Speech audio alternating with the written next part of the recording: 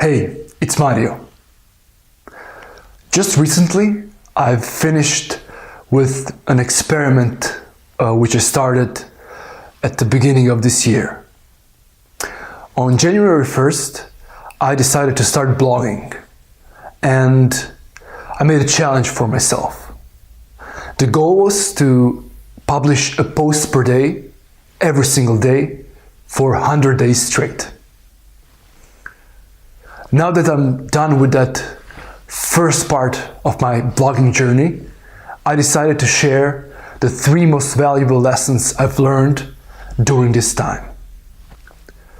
Lesson number 1 is the power of action.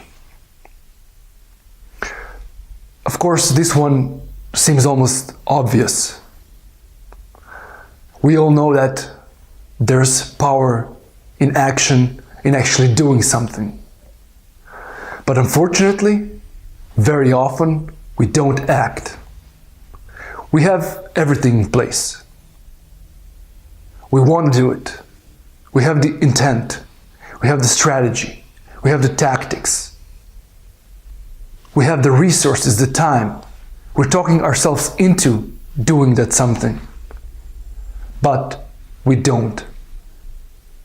We don't produce, we don't ship, we don't do it. Action can be hard, and that becomes clear as soon as you decide to do something, especially if it's even remotely out of your comfort zone. But that's where magic happens. That's where you get a chance to do that final but crucial part of learning something. And that's to actually integrate the lessons which you've been listening, thinking about, the things that you've been exploring. By doing the things in that domain, you actually integrate the lessons, and that becomes the part of you. And while you're doing those things, another great thing happens, and that's you discover things that you would never discover if you were merely thinking about it or talking about it. So by doing, you're actually exploring, you're actually learning and integrating, and you're discovering new things. And there's amazing value in that. So the lesson number 1 is the power of action. The second lesson I've learned is the value of sprints. Often in life, in a lot of our pursuits, what matters is patience. What matters is the long run approach. Life itself is a series of marathons, and a lot of things that we do are marathons in itself. So we want to pace ourselves. We want to be patient. We want to play the long game. However, there's an inherent value in doing sprints, in doing something where you immerse yourself intensely in a certain activity in a more condensed, limited period of time. That's what I did with my blogging challenge. And a lot of interesting things happen when you open yourself up to those challenges and to those assignments. One of the most valuable things is getting very clear inputs versus the noise about how you feel about certain thing. So if I think about my blogging, for most of my life I never blogged. So I have a very clear input on how that works for me, how that makes me feel. Now with a sprint, where I've been doing it every single day, I'm getting a very clear input about how that makes me feel and how that works for me. And with those very clear inputs, then I can think about that, assess that, and see how to move forward. So that's one of the biggest inherent values of doing sprints.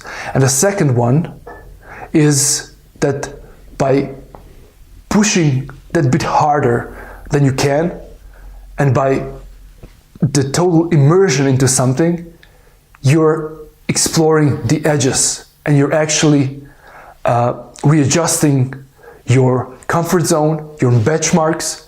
So then after that sprint, where you assess everything, you have a very different way of looking at the pursuit that you are considering continuing or not.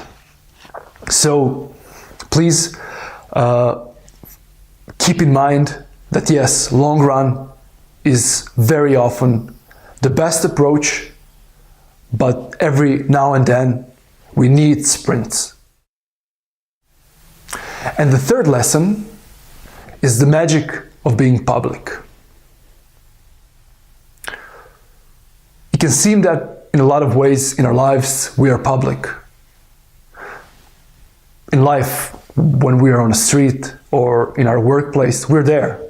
People can come up to us, they can engage.